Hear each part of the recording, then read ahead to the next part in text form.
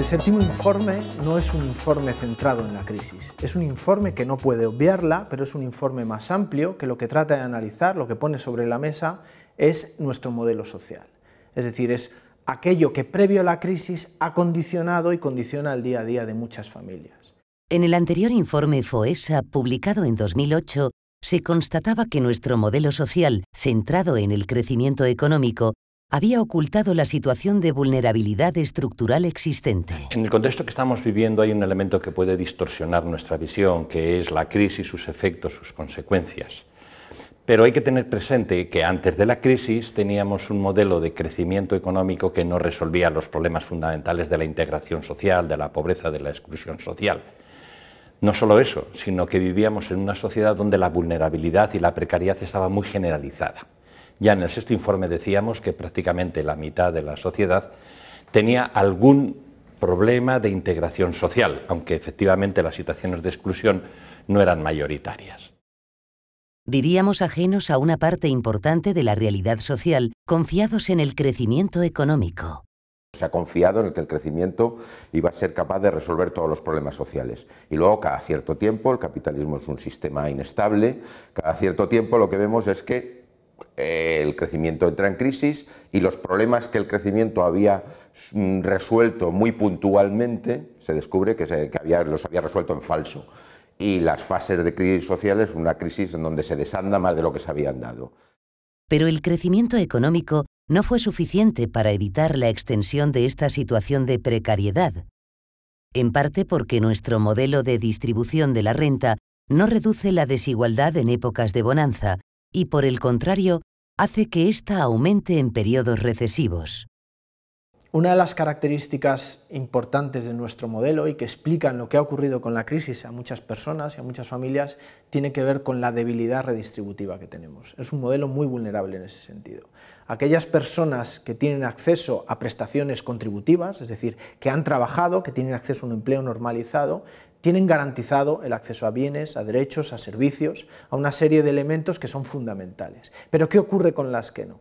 En ese sentido, carecemos de políticas suficientemente fuertes, suficientemente estables, universales, para garantizar estos derechos a personas que no tienen acceso al mercado laboral. Ante esta constatación relativa al largo plazo, lo que sí podemos afirmar en relación al momento presente es que la austeridad no es neutral en términos distributivos. La protección social ha quedado sujeta a la austeridad ha quedado sujeta al crecimiento y hay una serie de efectos en cadena que nos están llevando a que aumente la precariedad, la vulnerabilidad y la exclusión.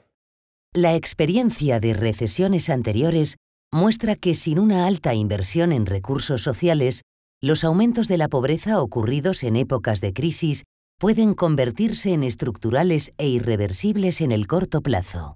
La experiencia más reciente de crisis que tenemos, de los primeros 90, nos dice que después de una etapa muy intensa de bonanza y de creación de empleo, no conseguimos recuperar esos indicadores de pobreza y desigualdad anteriores a la crisis.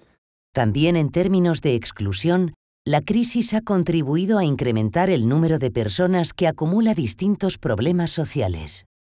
Lo que ha pasado especialmente en este periodo de tiempo ha sido justamente una expansión muy fuerte de los procesos de exclusión que afectan a sectores importantes. La población excluida en España representa ya el 25%, más de 11.746.000 personas.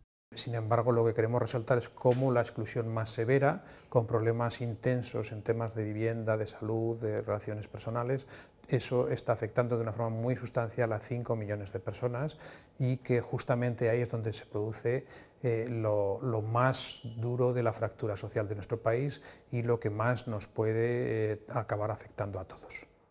Ante esta realidad, ¿podemos pensar en el empleo como el único camino para superar la crisis?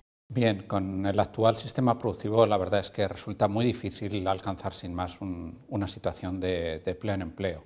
Los requerimientos de la economía en este mundo globalizado y con el avance técnico, la verdad es que hacen muy difícil conseguirlos si no se ponen en marcha medidas adicionales que permitan conseguir más empleo y más empleo de calidad. ¿Y en las políticas sociales, cómo ha afectado la crisis a nuestro estado de bienestar? Yo diría que con la crisis están debilitando todo un conjunto de factores. En primer lugar, se está debilitando la cohesión social e incluso territorial de este país. Se están debilitando los derechos sociales, e incluso en los grupos con nivel más bajo de renta y más marginados, incluso los están absolutamente perdiendo.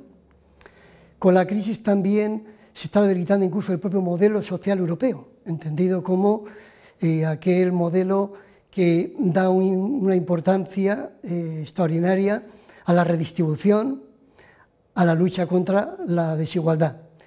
Y finalmente, con la crisis, estamos logrando convencer a la gente de que los riesgos sociales son riesgos individuales y que, por lo tanto, el luchar por bienes comunes, prestaciones comunes, para gestionar las necesidades colectivas, eso no es importante, que lo importante es que cada uno asuma sus propios riesgos en la asistencia social.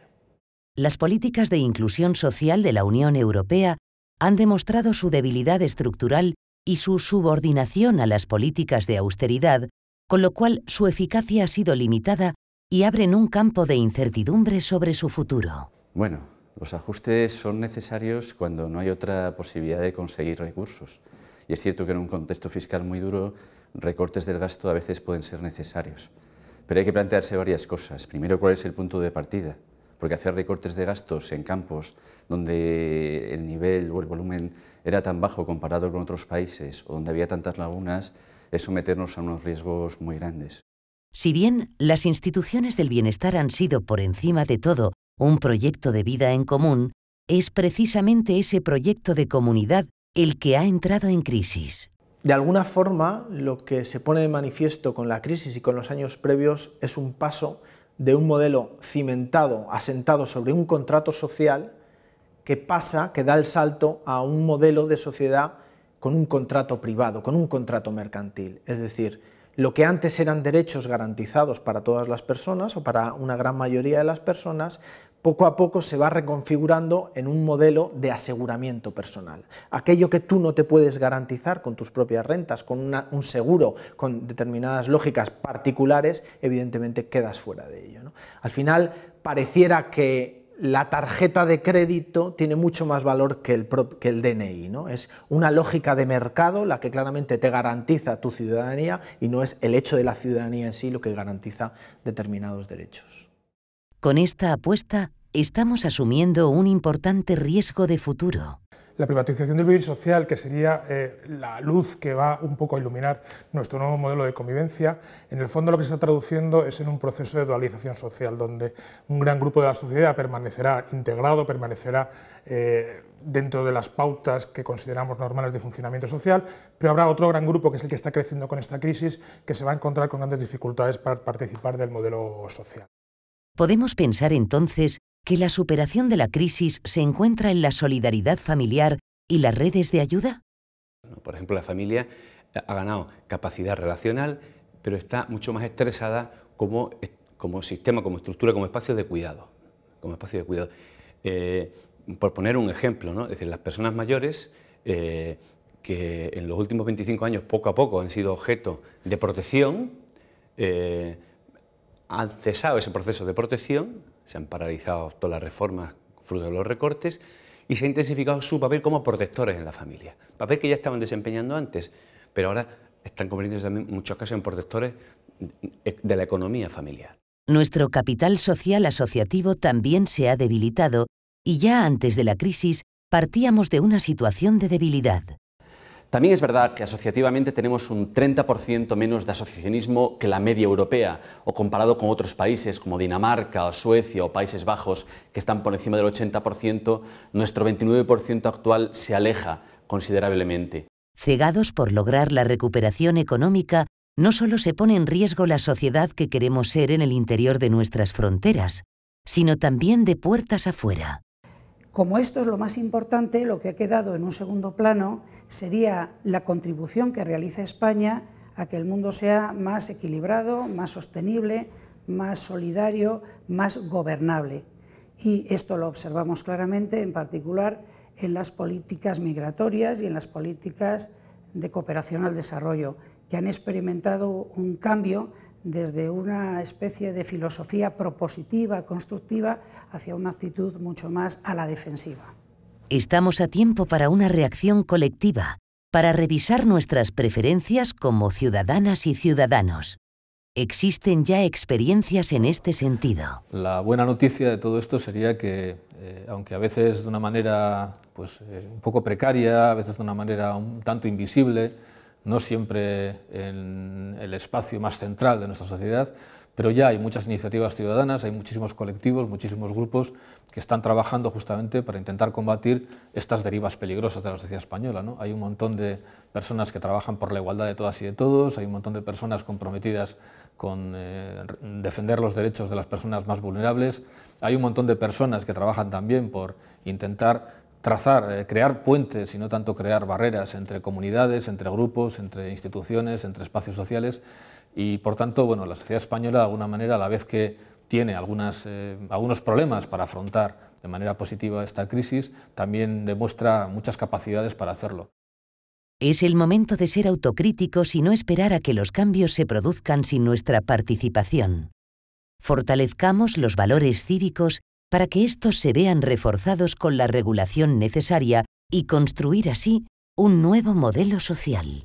Existen nuevas iniciativas que por un lado nos trasladan esperanza en que hay posibilidades de cambiar cosas, es decir, la sociedad tiene una preocupación y una cierta implicación en que la situación cambie, pero por otra parte nos falta dar un paso de vincularnos más, de acercarnos más y de implicarnos con aquello que queremos que cambie. Es decir, no solamente el deseo de que cambien las cosas va a producir que cambie, tenemos que estar más cerca de todo aquello que queremos que funcione de otra manera e implicarnos. Si no damos el paso, no concretaremos ningún aprendizaje, no obtendremos ningún aprendizaje de la crisis. Es decir, la crisis habrá pasado por delante de nosotros, la veremos pasar, esperaremos en que las cosas cambien, pero no lo harán por sí solas. Tenemos que estar cerca de todos aquellos lugares, espacios, instituciones que queremos que sirvan al bien común, al bien público, y de esa forma esa relación entre sociedad civil y lo público podrá generar espacios de confianza y de transformación profunda de nuestro modelo social.